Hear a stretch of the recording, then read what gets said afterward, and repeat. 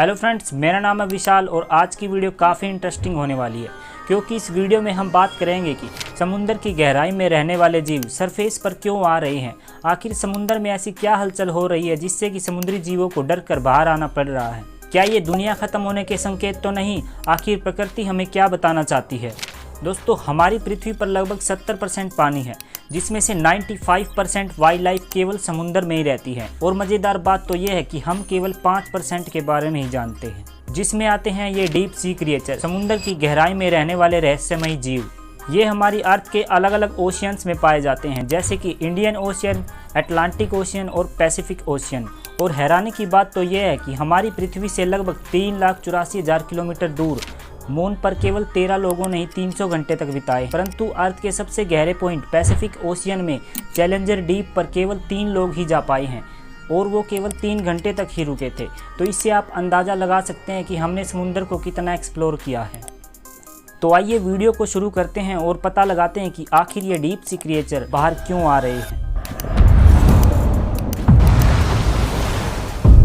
सबसे पहले इस वीडियो को देखिए। ऑस्ट्रेलिया के बीच पर लगभग 150 से भी ज़्यादा किलर व्हेल्स आ गई थी और इनमें से कुछ ने तो केवल थोड़े ही समय में दम भी तोड़ दिया था। बहुत सारे लोग जो बीच पर मौजूद थे उन्होंने किलर व्हेल्स को बचाने की कोशिश की। वे किलर व्हेल्स को पानी में ले जा रहे थे, लेकिन ऐसा लग रहा था कि किलर व्हेल्स पानी में जाना ही नहीं चाहती थी। ऐसा लग रहा था कि वो समुद्र में किसी छिपी हुई चीज़ से डर रही थी। इसका रीज़न जानने से पहले हम बात करेंगे जापान की एक घटना की। जापान में एक मछुआरा था जो कि मछलियों को पकड़ने के लिए समुद्र में निकला था। जैसे ही उसने मछलियों को पकड़ने के लिए अपना जाल समुद्र में फेंका, उसमें बहुत सारी मछलियां फंस जाती हैं और वो देखता है तो हैरान रह जाता है, क्योंकि उसके जाल में फंस चुकी थी एक बहुत ही लंबी मछली जिसका नाम था ओरफिश। दोस्तों, इसकी लंबाई लगभग 23 फीट है। ये इतनी लंबी है कि मानो बहुत ही बड़ा सांप है। ये समुद्र की लगभग 1000 मीटर की गहराई में पाई जाती है। मछुआरे ने तुरंत ही इस ओरफिश को समुद्र में छोड़ दिया, क्योंकि जापान में माना जाता है कि अगर कोई भी ओरफिश समुद्र की सरफेस पर दिखाई देती है तो इसका मतलब है कोई बहुत ही बड़ा खतरा आने वाला है, जैसे कि भूकंप और सुनामी। और ऐसी ओरफिश काफ़ी बीचों पर देखी गई, जिसके तुरंत बाद जापान में 9 मैग्नीट्यूड का भूकंप आया। यह भूकंप इतना तेज था कि पूरी दुनिया में सबसे बड़ा भूकंप यही था। इसने पूरे जापान को तबाह कर दिया। ये वीडियो देखिए। ये वीडियो एक कैलिफोर्निया के बीच का है, जहाँ पर एक ओरफिश सरफेस पर आ गई थी और ये वीडियो काफ़ी वायरल हो रही थी।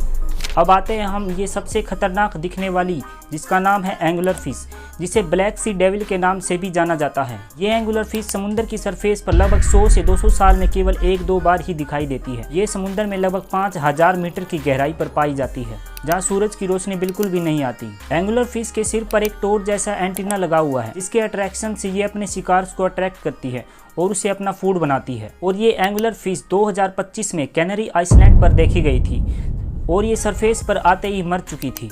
ये तो बात हो गई दोस्तों बहुत सारी फिश की, जो कि समुद्र की गहराई से सरफेस पर आ रही हैं। अब जानते हैं इनका रीज़न, आखिर ये सरफेस पर क्यों आ रही हैं। तो सबसे पहले बात करते हैं उस वीडियो की जो कि शुरुआत में मैंने आपको बताया था। ऑस्ट्रेलिया में 150 से भी ज़्यादा किलर व्हेल्स सरफेस पर आ गई थी। लोगों ने माना दुनिया का अंत आ चुका है, लेकिन ऐसा कुछ भी नहीं है। ये किलर व्हेल्स समुद्र के तट के रेत के स्ट्रक्चर में फंस चुकी थी और डिहाइड्रेशन की वजह से पानी की कमी हो गई थी, जिनकी वजह से इन किलर व्हेल्स की मौत हो गई। अब बात करते हैं इस ओरफिश के बारे में, जिसे लोग सीधा भूकंप से जोड़ते हैं। दोस्तों, ऐसा कुछ भी नहीं है। ये ओरफिश बीमार होने की वजह से सरफेस पर आ जाती हैं। ऐसी ओरफिश काफ़ी जगह पर देखी गई थी, लेकिन वहाँ पर कोई भूकंप नहीं आया था। और अब लास्ट में आते हैं हम इन एंगुलर फिश पर। मूवीज़ में इन एंगुलर फिश को बड़ा ही दैत्य की तरह दिखाया जाता है, बहुत ही बड़ी दिखाई जाती है, लेकिन असलियत में ये एंगुलर फिश बहुत ही छोटी होती हैं। इनका साइज लगभग 6 इंच का होता है। ये समुद्र की इतनी गहराई में पाई जाती हैं कि जहाँ पर रोशनी बिल्कुल भी नहीं आती।